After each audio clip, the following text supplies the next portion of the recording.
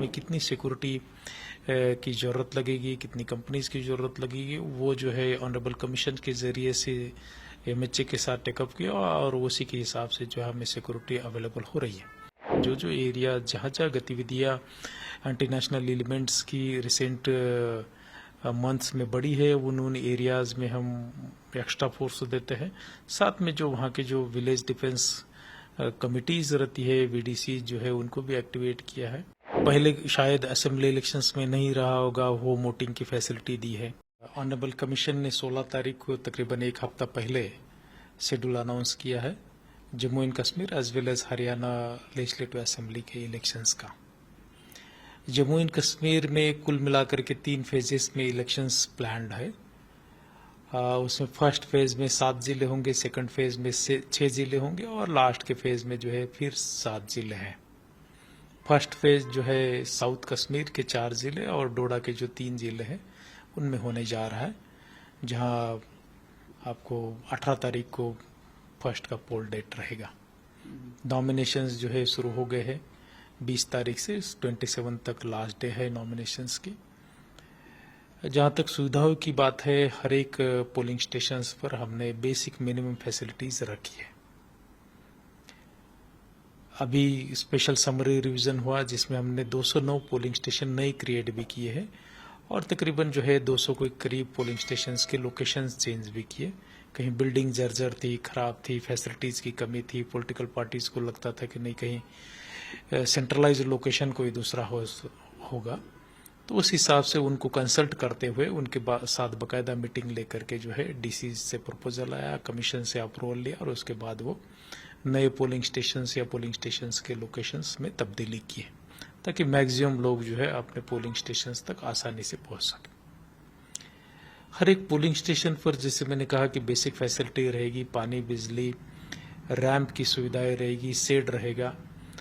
दोनों के लिए मेल फीमेल के लिए सेपरेट क्यू रहेगी। कहीं अगर कुछ बुजुर्ग आता है, special abled person polling station पर पोल करने के लिए आता है तो उनके लिए क्यू हम सेपरेट कराएंगे ताकि वो जल्दी जल्दी वोट कर सके।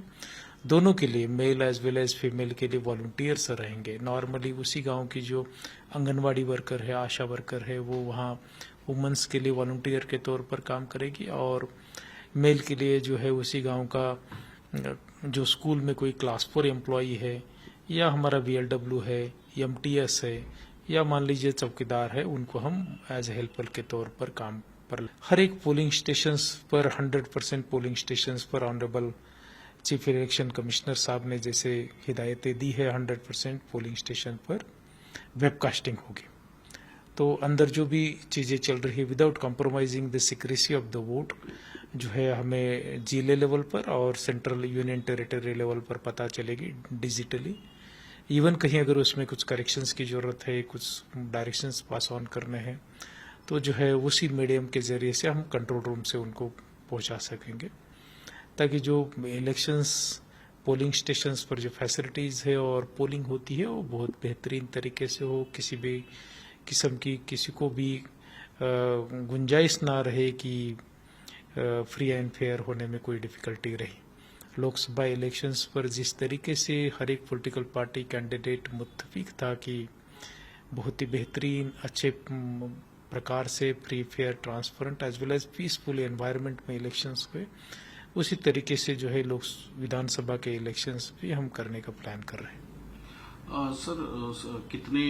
टोटल मतदाता है, क्योंकि अभी जो है नई लिस्ट बनी है और एक्यूरेसी के लिए क्या काम किया गया, मतलब कईयों का नाम नहीं आता है तो उसके लिए किस तरह से किया गया? स्पेशल समरी रिवीजन का पर्पज वही रहता है जिसमें कि हम पुरानी वोटर लिस्ट को ड्राफ्ट मानते हैं और पब्लिश करते हैं कि पहले हमारे पास ये वोटर्स के नाम है। तो अभी जो है इसमें कोई अगर तब्दीली की जरूरत लगता है, किसी को लगता है कि उनका नाम वोटर लिस्ट में नहीं है या कहीं वोटर लिस्ट में नाम तो है लेकिन नाम में करेक्शन है, जैसे गर्ल्स का नाम जो है पेरेंट के यहाँ डिफरेंट रहता है, जब हस्बैंड के यहाँ रहेंगे तो डिफरेंट नाम लग जाता है, तो नेम करेक्शंस की जो रिक्वायरमेंट रहती है वो सब चीज़ें हम स्पेशल समरी रिवीजन में लेते हैं। उसका मेन पर्पज़ यही रहता है कि वोटर लिस्ट जो है वो अपडेट करें, उसमें कहीं कोई गुंजाइश ना रखे कि किसी को कहने के लिए कि उसका नाम नहीं आया या उसके नाम में कुछ गलती रखी हुई है। तो ये 15 दिन का पीरियड हमने दिया था। किसी को कोई अगर उस पर एतराज़ात है, उस अपना क्लेम्स दायर करने हैं, तो उसके फॉर्म नंबर 678 में है वो भरते हैं और उस पर फिर जो है इलेक्शन रिटर्निंग ऑफिसर जो है इलेक्टोरल रिटर्निंग ऑफिसर उस पर फैसला सुनाते हैं और फैसले के बाद जो है हम फाइनल वोटर लिस्ट पब्लिश करते हैं जो 20 तारीख को हो गई है। तकरीबन जो है 88 लाख के करीब कुल मिलाकर के वोटर्स है, उसमें 44.89 लाख जो है मेल है और 43.13 लाख जो है फीमेल वोटर्स है। 163 जो है ट्रांसजेंडर वोटर्स ने भी जो है रजिस्ट्रेशन किया है।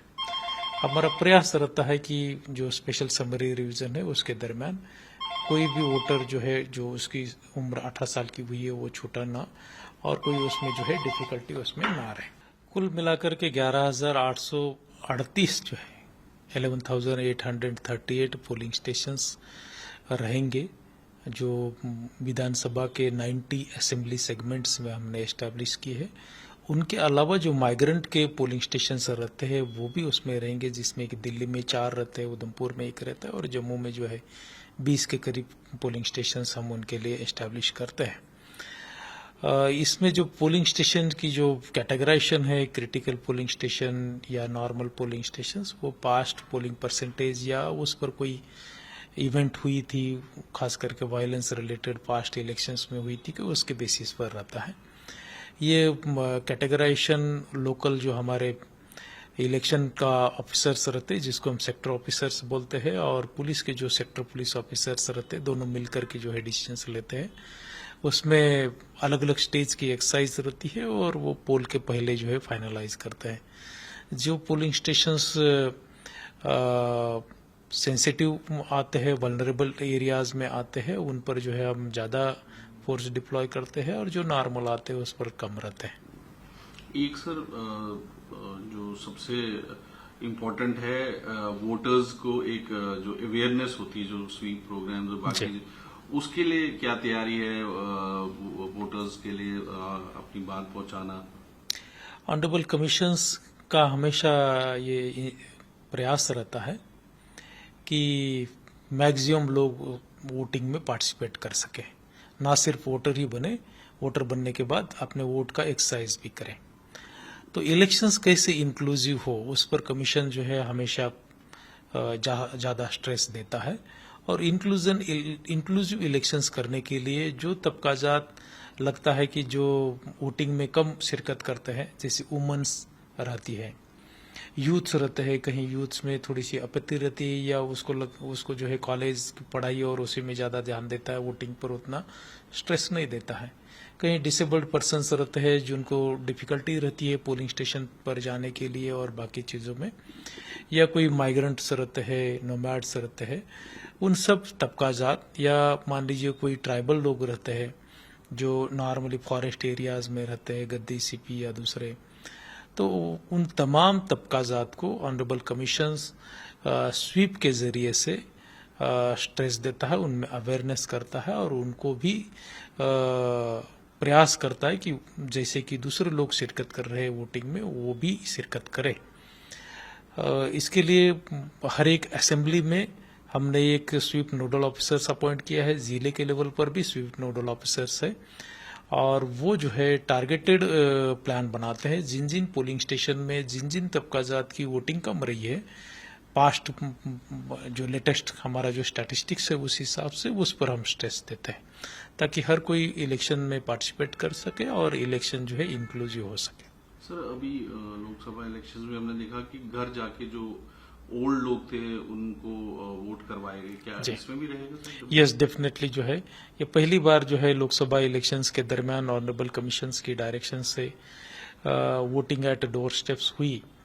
और जिसके तहत जिन बुजुर्ग की उम्र 85 से अबाई थी या जिनकी डिसेबिलिटी 40% से ज़्यादा थी, ऐसे पर्सन्स विद डिसेबिलिटी एंड बुजुर्ग लोगों ने जिन्होंने अप्लाई किया था उनके घर पर जाकर के हम होम वोटिंग कराते हैं। उनको वहाँ घर पर जाकर के पूरे जो अदरवाइज पोलिंग स्टेशन के लिए जितने बेसिक नॉर्म्स रहते हैं, सिक्रेसी ऑफ वोट और बाकी चीज़ें, वो मेंटेन करते हुए वहाँ डोर स्टेप पर वोटिंग हम करवाते हैं। साथ ब साथ जो माइग्रेंट्स है उनके लिए भी कमीशन ने पिछली बार ईज ऑफ वोटिंग के तहत यम फॉर्म जो जम्मू एंड उधमपुर में एक रिक्वायरमेंट रहती थी उसको डिस्पेंस विद किया और ईज ऑफ वोटिंग माइग्रेंट के लिए भी लाए, तो वो भी इस बार जो है बरकरार रहेगी। सर आखिर में एक सबसे इम्पोर्टेंट सवाल जो जम्मू कश्मीर में रहता है कि सुरक्षा, जी किस तरह की सर सुरक्षा रहेगी? अभी पिछले कुछ दिनों में यहाँ कुछ आतंकवादी घटनाएं भी हुई, स्पेशली जम्मू रीजन में डोडा, पुंछ, रजौरी, तो उसको देखते हुए क्या कोई स्पेशल अरेंजमेंट्स किए गए हैं सर? डेफिनेटली जम्मू कश्मीर में पिछले 2-3 डेकेड का पीरियड से जो है सिक्योरिटी के चैलेंजेस है, काफ़ी सालों से जो है उसमें गिरावट आई है, लेकिन उतार चढ़ाव चलते रहते हैं। अभी जो भी इंसिडेंट्स हुए हैं उसको मद्देनज़र रखते हुए हमने डिटेल में सिक्योरिटी रिक्वायरमेंट्स वर्कआउट की थी,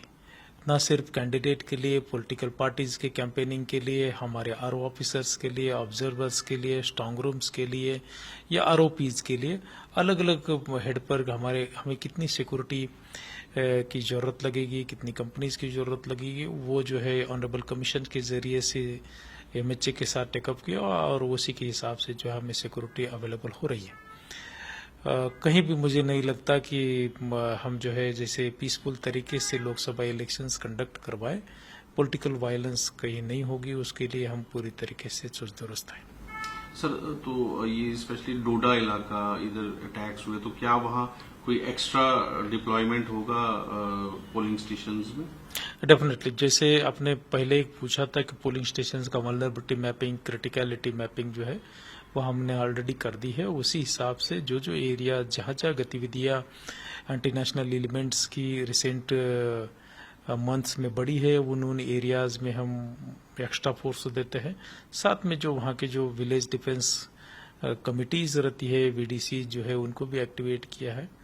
तो ओवरऑल लगता है कि पीसफुल तरीके से इलेक्शंस होंगे। तो क्या एक्स्ट्रा कोई बटालियंस आई हैं जो वो इलेक्शन के दरमियान हर इलेक्शंस में आती है, जब सिक्योरिटी की रिक्वायरमेंट ज्यादा रखती है तो डेफिनेटली उस समय ज्यादा भी आती है, तो उसी हिसाब से हमने कर दी। सर और कोई जम्मू कश्मीर असेंबली इलेक्शन काफी सालों बाद हो रहे, कोई नया जो इनिशिएटिव लिया गया है इलेक्शन कमीशन इस बार के इलेक्शंस में? फर्स्ट तो है कि जैसे क्योंकि पहले शायद असेंबली इलेक्शंस में नहीं रहा होगा, होम वोटिंग की फैसिलिटी दी है।